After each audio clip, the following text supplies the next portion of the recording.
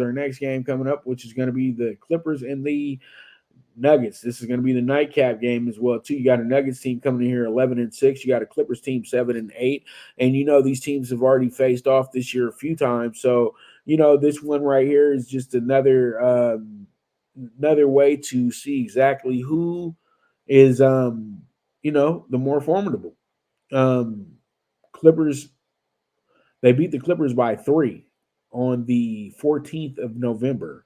And so they have a 1-0 record over the Clippers. The Clippers trying to get that get back. Clippers been kind of bad the Clippers have not been good. Let's just keep it real. They've lost their last 3 out of 5. I mean their last 5 out of 8, after starting the month 4-1. Now they're sitting for the we'll get to that in a second, but you look at Denver's numbers. Denver's not that much better right now. I'm sorry, and I'm looking at their numbers right now as well too.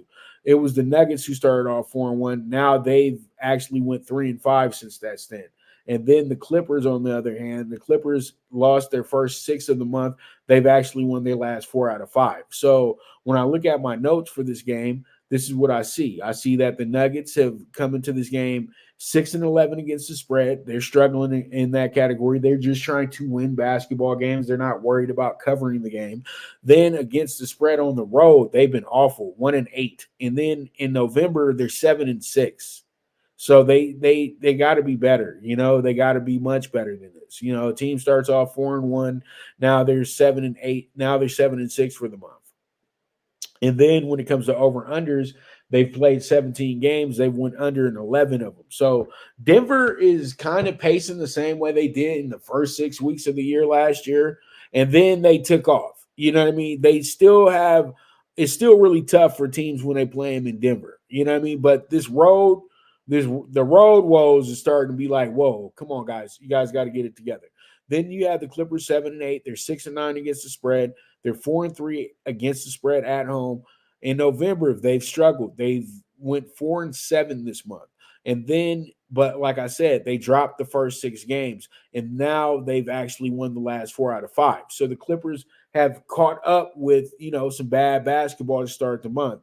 And then when it comes to straight up at home, they're 5-2. And then when you go ahead and you look at their over under numbers, they've actually went under in 10 out of their 15 games this year, and they pushed once. So that's where you have it at with the Clippers. And what I'm going to do with the Clippers tonight is I think the Clippers have a great effort coming up tonight because they're going to be shorthanded. It looks like Jokic is a game time decision as well too. That's why we have a big number now at 7.5 as well too. And then you have no Jamal Murray tonight. So the shorthanded Nuggets just won't be good enough to me tonight to beat the Clippers. So I'm going to go ahead and take the Clippers with the 7.5. We'll see how it goes. We'll see how it shakes out.